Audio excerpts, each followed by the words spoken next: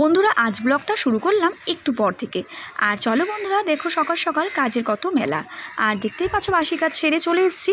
এখানে বেসিনটা টাইলসটা ভীষণ ময়লা হয়ে গিয়েছিল, আর গ্যাসটা সমস্ত সব পরিষ্কার পরিচ্ছন্ন করে নিয়েছি। গ্যাস যদিও আমি ডেলি মুছে থাকি, তবুও আরেকবার মুছে নিলাম। আর বাসন টাসন সমস্ত সব ধোয়া মাজা কমপ্লিট, আর গোবিন্দের দর্শন করে দিলাম। আর দেখো এখানে দেখতে পাচ্ছ ঘর টর মোছা সমস্ত কমপ্লিট হয়ে গেছে। আর এখানে দেখো বাসি বিছনা তুলে নিয়েছি, আর জামা কাপড় ছিল বাসি জামা কাপড়, সেগুলো কাচা ধোয়া হয়ে গেছে। আর ওদের টিফিনও হয়ে গেছে, বড় মেয়ে আমার দুই মেয়ে আর ওর বাবার। আর এখানে দেখো ছোটো মেয়ে এখানে খেলাধুলা করছে। আর দেখো বন্ধুরা এখানে গতকালের একটু গলদা চিংড়ি মাছ রাখা রয়েছে, তো এইটা দিয়েই আজকে আমি বড় মেয়েকে একটু আলু দিয়ে ঝাল করে দেবো। আর এখানে দেখতে পাচ্ছ গাটি কচু রাখা রয়েছে, ফ্রিজে রাখা ছিল, আর ঢ্যাঁড়স ছিল, দেখতেই পাচ্ছ। ঢ্যাঁড়সটা আজকে আর কিছু করবো না বন্ধুরা, আর রেখে দেবো। আর গাটি কচুটা কেটে নেব। আর দেখো 200 দিয়ে আমি একটু আগের দিনে ডিমের তরকারি ছিল, এটা আমি মুড়ি দিয়ে খাবো বলে গরম করে নিচ্ছি। আর দেখতেই পাচ্ছ এখানে কিছু বাসন ছিল জলখাবারে, চলো সেগুলো চট করে আবারও ধুয়ে নিই। তো জানো বন্ধুরা ঘুম থেকে উঠে চোখ খুলতে না খুলতেই কত রকমের কাজের মেলা। তো জানো বন্ধুরা এই সমস্ত কাজের মধ্যে দিয়ে, সমস্ত ব্যস্ততার মধ্যে দিয়েও, এই সমস্ত সংসারে কাজ করার পরেও, সবার 5 মাস খাটার পরেও জানো বন্ধুরা হাসি মুখে আমাদের সবটা জয় করাটাই আমাদের উচিত, এটুকুই বলবো বন্ধুরা।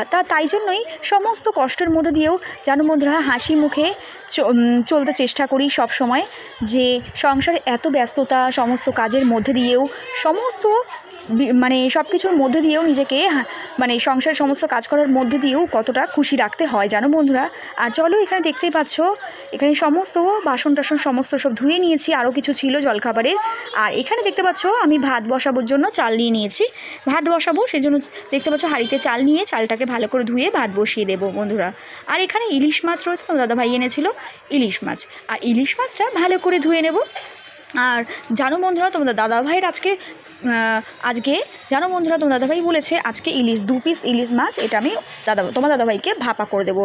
আর আমি যেহেতু ভাপা খাই না, তো কিছু ইলিশ মাছ আমি আলু দিয়ে বেগুন দিয়ে আমি পাতলা করে ঝোল বানাবো। আর এই দেখো সর্ষে আর শুকনো লঙ্কা, বেশ কালারটা লাল হওয়ার জন্য আর ঝাল হওয়ার জন্য আমি শুকনো লঙ্কা দিয়েই করে থাকি। আর দেখো আলু, কাঁচা লঙ্কা, পেঁয়াজ এগুলো আর কচু সমস্ত সব কেটে আমি আনাজপাতি গুছিয়ে নিয়েছি। এদিকে রান্না শুরু করে দিয়েছি, এখানে ভাত আমার গড় দেওয়া হয়ে গেছে। আর এখানে দেখো এক এক করে আমি ইলিশ মাছগুলো হালকা করে ভেজে নিচ্ছি, কাঁচ ভাজা করে। আর বড় মেয়ের ওপরে জামা ছিল, কিছু নিয়ে আসলো ছোটো মেয়ে দেখলে। আর এদিকে দেখতে পাচ্ছ তো ওর ম্যাম চলে এসেছে ছোটো মেয়ের পড়াতে, আর চুলটা ওর বেঁধে দিলাম, শ্যাম্পু করে দিয়েছিলাম বন্ধুরা, যেহেতু আজকে বিকেলে ওর বার্থডে পার্টিতে যাওয়ার আছে, ওদের 2 বোনের নেমন্তন্ন। তো চলো বন্ধুরা চুলটাকে শ্যাম্পু করে দিয়েছিলাম, তো তোর জন্য বেঁধে দিলাম, পড়তে বসবে বলে তো চোখে মুখে নেমে আসবে। আর তো চলো দেখতে পাচ্ছ ওর ম্যাম এসে গেছে, টিচার্স ডে গিফট দিয়ে দিল। আর এদিকে দেখতে পাচ্ছ জানো বন্ধুরা, আর দেখো বন্ধুরা এখানে কাঁচা ধোয়া জামাকাপড়গুলো সকাল সকাল সব কেচেছিলাম যেগুলো, সেগুলো সব দড়িতে মেলে দিয়ে গেলাম। আর আজকেও আমি টিনের নিচে দিয়ে গেলাম। আর এখানে দেখো ঠাকুর ঘরে বড় মেয়ে পুজো করতে শুরু করেছে। আর দেখতেই পাচ্ছ এখানে মাছ ভাজাও হচ্ছে, দেখতেই পাচ্ছ আমি এক এক করে মাছগুলো সমস্ত ভেজে নিয়েছি। আর দেখো তেলের মধ্যে কালো জিরে, কাঁচা লঙ্কা আর আলুটা দিয়ে ভালো করে নুন হলুদ দিয়ে ফ্রাই করে নিয়েছি। এরপর এর মধ্যে আমি জল দিয়ে দিলাম।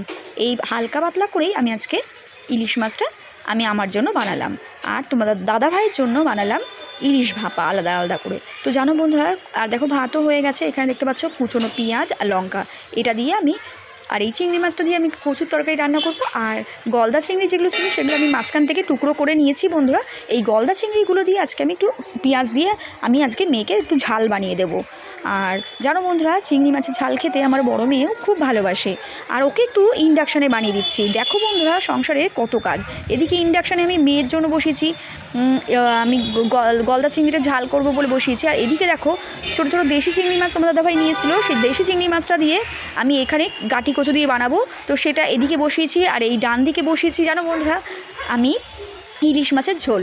তো দেখো সংসারের কত ব্যস্ততা, আর কত ব্যস্ততার মধ্যে দিয়েও সমস্ত কাজগুলোকে হাসি মুখে করতে হয় বন্ধুরা, দেখতেই পাচ্ছ। আর দেখো তরকারির মধ্যে আমি জল দিয়ে দিলাম, আর মাছটা বেশ ঝোলটা ফুটে এসছে, মাছগুলো দিয়ে দিলাম। মাছগুলো দিয়ে এবার আমি ঝোলটাকে একটু হালকা করে নাড়িয়ে ঢাকা দিয়ে রাখবো।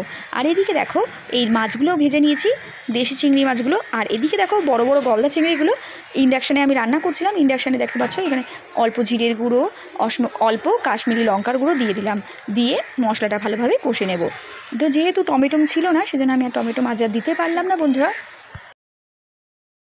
আর দেখো বন্ধুরা, এখানে দেখতে পাচ্ছ গাটি কচুটা আমি পেঁয়াজ দিয়ে হালকা কালো জিরে দিয়ে ভালোভাবে ভেজে নিচ্ছি। আর দেখো আজকে আর আদা জিরে মশলা টশলা দেবো না, আজকে প্লেনভাবেই করছি। আর দেখতে পাচ্ছ এখানে কাশ্মীরি মির্চ, লঙ্কার গুঁড়ো, হালকা হলুদ গুঁড়ো দিয়ে ভালোভাবে এটাকে মশলাটা কষে নিতে হবে। আর এভাবেই আমি হালকা করে আজকে বানালাম বন্ধুরা। তো দেখতে পাচ্ছ সংসারে কত সবার ফরমাইশ খাটতে খাটতে একসময় মনে হয় জীবনটা শেষ, কিন্তু তবুও ওই হাসি মুখে সবটা করতে হয় আর কি, বুঝতেই পারছো। আর একটু কেচাপ দিয়ে দিলাম মেয়ের তরকারিটা যেটা ইন্ডাকশানে বানাচ্ছিলাম সেটার মধ্যে, তো যেহেতু ওটা ঝাল বানাচ্ছি সেজন্য। আর এদিকে দেখতে পাচ্ছ দেশি চিংড়ি মাছগুলো বেশ ভালো করে ভেজে নিয়েছি, আর এদিকে মশলাটা বেশ কষে গেছে। এরপর আমি এর মধ্যে ভালোভাবে চিংড়িটা দিয়ে দেবো, দেখতেই পাচ্ছ। আর দিয়ে এভাবে ভালোভাবে আমি দেখতে পাচ্ছ এটাকে ভালোভাবে কষে নিয়েছি। আর এদিকে চিংড়ি দেওয়া হয়ে গেছে, এটা ভালোভাবে কষে নিয়েছি, মশলাটা বেশ কষে এসছে দেখতে পাচ্ছ বন্ধুরা। আর এবার ঢাকা দিয়ে দিলাম। আর এদিকে দেখো আমি দেখে নেব যে কতটা মানে ইলিশ মাছের ঝোলটা কতটুকু হয়েছে। দেখলাম আলুটা বেশ সেদ্ধ হয়ে গিয়েছে বন্ধুরা। তো ফাইনালি আমার ইলিশ মাছের ঝোল কমপ্লিট হয়ে গেছে। তো দেখতেই পাচ্ছ এইভাবেই আজকে আমি হালকা পাতলা করে বানালাম বন্ধুরা। এইটা আমার জন্য বানালাম, যেহেতু আমি কি বলো তো বন্ধুরা, এটা তোমার দাদাভাই আর আমি ওবেলা খেতে পারবো সেজন্য করে রাখলাম। আর এদিকে দেখতে পাচ্ছ ইলিশ ভাপাটা তোমার দাদাভাইয়ের জন্য বানিয়েছিলাম। তো দেখতে পাচ্ছ এখানে আর এখানে যে বড় বড় গলদা চিংড়ি মাছগুলো ছিল, তো সেগুলো দিয়ে দেখতে পাচ্ছ আমি একটা ঝাল বানিয়ে দিয়েছি মেয়ের জন্যে। আর এদিকে দেখতে পাচ্ছ আমার কমপ্লিট হয়ে গেছে ঝাল বানানোটা। আর এবার এটা ঢেলে রেখে দেবো বাটির মধ্যে। এটা বড় মেয়ের জন্য বানিয়ে রাখলাম। আর এদিকে চলো রান্নাবান্না সেরে চলে গেলাম স্নান করে, এবার ঠাকুর ঘরে চলে যাব। তো চলো ঠাকুর ঘরে চলে এলাম। আর দেখতেই পাচ্ছ ভীষণ রোদ ছিল বন্ধুরা, তো ভীষণ রোদ ছিল আর ভীষণ গরমও ছিল বন্ধুরা। তো চলো ঠাকুর ঘরে চলে আসলাম। আর দেখো আমি ঠাকুর প্রণাম করে মা তুলসীকে ধূপ দিয়ে প্রণাম করে এবার চলো খাওয়া দাওয়া দেবো। আর চলো আজকে রান্নায় কী কী ছিল বন্ধুরা, ভাত ছিল, আজকে গলদা চিংড়িটা ঝাল বানিয়েছিলাম সেটা ছিল, আর তার সাথে ছিল দেখতে পাচ্ছ কাটি কচু আলু চিংড়ি, আর তার সাথে ছিল ইলিশ ভাপা। আর আমার জন্য আলাদা করে করেছিলাম, সেটা দেখাইনি, আলাদা করে যেটা আলু বেগুন দিয়ে বানিয়েছিলাম সেটা তোমাদের সঙ্গে শেয়ার করতে পারিনি। তো ভালো লাগলে লাইক কমেন্ট শেয়ার করে অবশ্যই চ্যানেলটাকে সাবস্ক্রাইব করে রেখো বন্ধুরা। টাটা বন্ধুরা।